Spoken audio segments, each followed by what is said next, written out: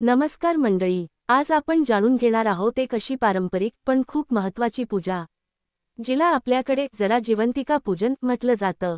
ही पूजा स्त्रियांच्या आरोग्यासाठी, सौभाग्यासाठी आणि संतान सौख्यासाठी विशेष महत्त्वाची मानली जाते। पिढ्यानपिढ्या चालत आलेली ही पूजा आजही घराघरांत श्रद्धेने केली जाते। जरा जिवंतिका म्हणजे कोण? जरा म्हणजे म्हातारपण। जिवंतिका म्हणजे आयुष्य देणारी, जिवंतपणा टिकवणारी शक्ती। जरा जिवंतिका देवी ही एक लोकदेवता आहे जिला वृद्धत्वावर नियंत्रण ठेवणारी, स्त्रीचं सौंदर्य, तिचं आरोग्य आणि जीवनशक्ती जपणारी मानली जाते। ही पूजा केल्यामुळे आयुष्यात सुदृढता, सौंदर्य आणि दीर्घायुष्य लाभतं असा लोकविश्वास आहे। ही पूजा नेमकी कधी केली जाते?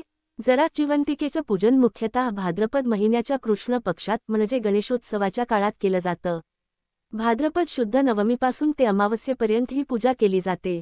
काही भागांमध्ये भाद्रपद कृष्ण नवमी किंवा दशमी या दिवशी मुख्यत्वे पूजा केली जाते। पूजेची तयारी कशी करायची? आवश्यक साहित्य: एका लहान फळावर जरा जिवंतिकेचं चित्र काढतात किंवा तिचा एक छोटा सुंदर मूळ आकृती स्वरूपात मातीचा गणपतीप्रमाणे तयार करतात। हळद, कुंकू, फुलं, दूर्वा, नवीन वस्त्र, लुगडं, ओढणी, सुपारी, हरभरा, खडे, साखर, सातू, फळं, अक्षता, रोळी, गंध, एक लहानसा पत्रावळ किंवा पत्राचा तुकडा जिथे देवी ठेवायची, दिवा आणि तूप। या पूजेत स्त्रिया विशेष उत्साहाने भाग घेतात। या दिवशी स्त्रियांनी पारंपरिक पेहराव करून सौभाग्यवतीसारखं तयार व्हावं। पूजन विधी: 1. सर्वप्रथम घरात एक स्वच्छ जागा निवडावी। 2. त्या जागेवर चौरंग ठेवून त्यावर रंगोळी काढावी। 3. त्यावर एक पाट ठेवून त्यावर जरा जिवंतिकेचं प्रतीक ठेवावं। 4. देवीला स्नान घालून, गंध, हळद, कुंकू लावून, वस्त्र अर्पण करावं। 5. तिला फुलं वाहावी, दिवा लावावा। 6. मग देवीची कथेची पारायण करावी। जरा जिवंतिकेच्या पूजेत एक खास कथा सांगितली जाते जी प्राचीन काळातील असते। या कथेमध्ये सांगितलं जातं की एक स्त्री जी अत्यंत सुंदर, यशस्वी आणि सुखी होती, पण तिनं वृद्धत्वाचा स्वीकार केला नाही। ती सतत सौंदर्य टिकवण्यासाठी विविध उपाय करत राहिली। तेव्हा देवी जरा तिच्या समोर आली आणि तिला सांगितलं की माझ्या पूजेशिवाय कोणाचं सौंदर्य, आरोग्य आणि दीर्घायुष्य अबाधित राहत नाही। हे समजून त्या स्त्रीनं श्रद्धेने पूजन केलं आणि तिचं जीवन पुन्हा सौंदर्यपूर्ण, सुदृढ झालं। या पूजेचा भावनिक आणि आध्यात्मिक अर्थ: ही पूजा स्त्रीच्या अंतर्मनातील सौंदर्य, धैर्य आणि शक्ती जागवते। ही देवी आपल्याला शिकवते की म्हातारपण एक सत्य आहे, पण श्रद्धा आणि शुद्ध जीवन जगल्यास आपलं मन आणि शरीर दोन्ही ताजंतवान राहतं। ही पूजा सौंदर्य टिकवण्यासाठी नाही, तर त्यामागे असलेल्या आत्मिक तेजासाठी असते।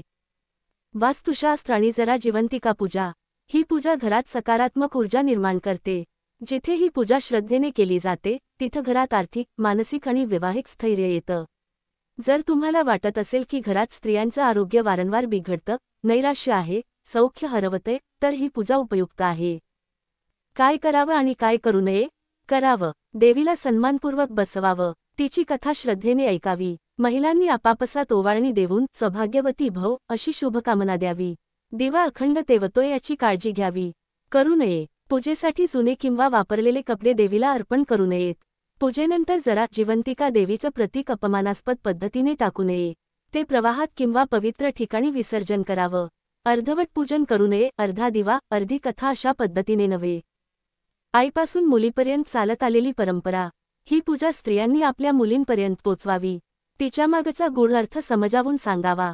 यामुळे परंपरा आणि आरोग्याचं सुंदर मिश्रण पुढील पिढीकडे जातं।